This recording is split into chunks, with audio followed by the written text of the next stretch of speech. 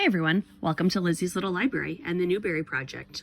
Our next book in the series is the 1993 winner called Missing May by Cynthia Rylant. She has a Newbery honor from 1987 and 2 Caldecott nominees, yet somehow I had never heard of the author prior to this project. I knew nothing about this book either. The sentence on the publishing page is quite heavy, especially for a book of this length. It's a very short, 89 pages. May, by the way, is a person, not a month.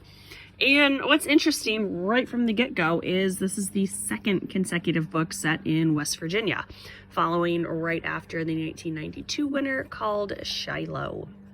The story begins when 6-year-old Summer travels from Ohio to West Virginia to live with her aunt and uncle after her mom died. The book hasn't said so, but I think they're pretty elderly. And this is no spoilers. This is right in the very first sentence that May died. And the rest of the chapter is Summer telling about how their trailer had become her home.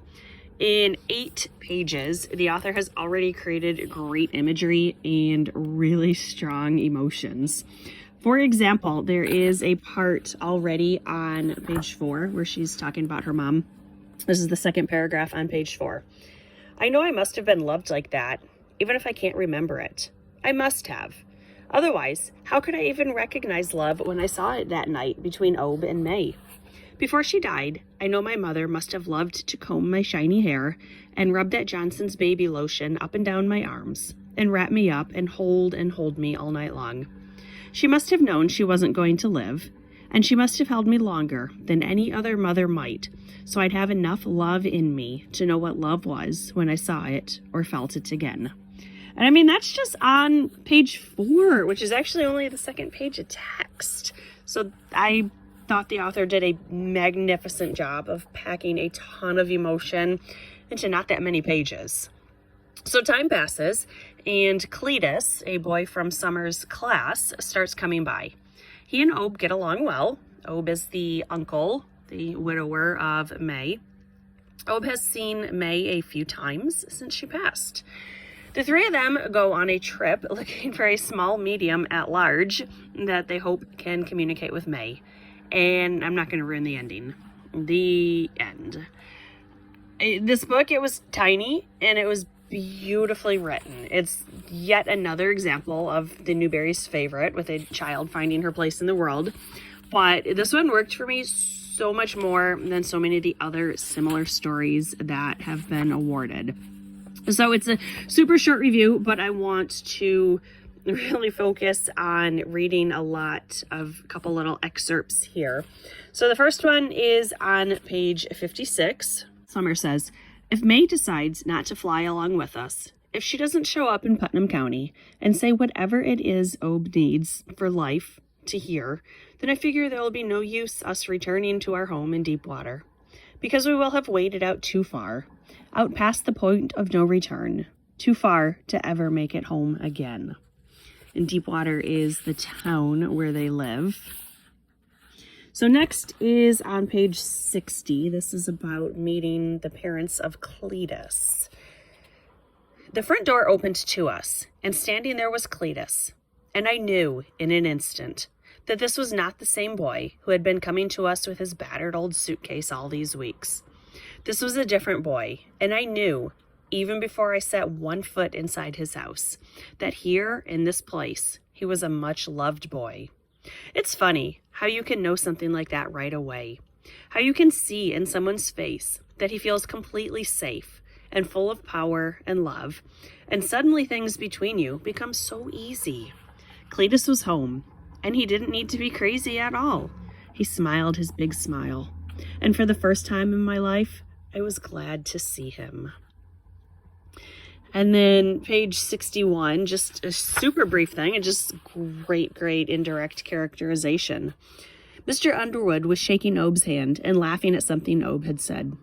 Leave it to Obe to walk right in and have the house laughing. So that definitely I would point out to my kids as an example of a very obvious indirect characterization. I liked that. Another thing, I thought this was kind of funny. More characterization of Obe.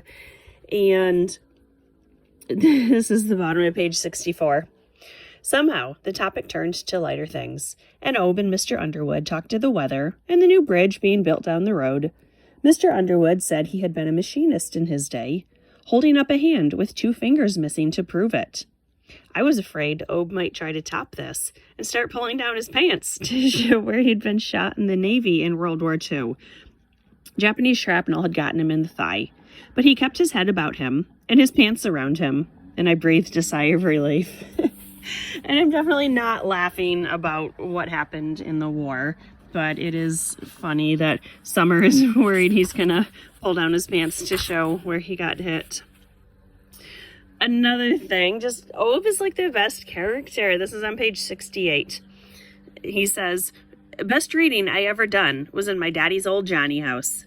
And I don't mean dirty stuff neither. He kept some books on auto mechanics, fishing, Civil War, you name it. I used to love to get the diarrhea." And with that, our trip to Putnam County was launched. And then the final thing on page 79, this part's actually really sad.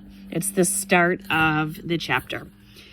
"May always said we were angels before we were ever people.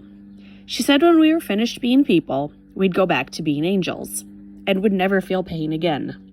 But what is it that makes a person want to stay here on this earth anyway and go on suffering the most awful pain just for the sake of getting to stay? I used to think it was because people fear death, but now I think it is because people can't bear saying goodbye." So this, and it goes on, but it's really sad, so I don't want to continue reading that. It is a really good book. I definitely recommend it.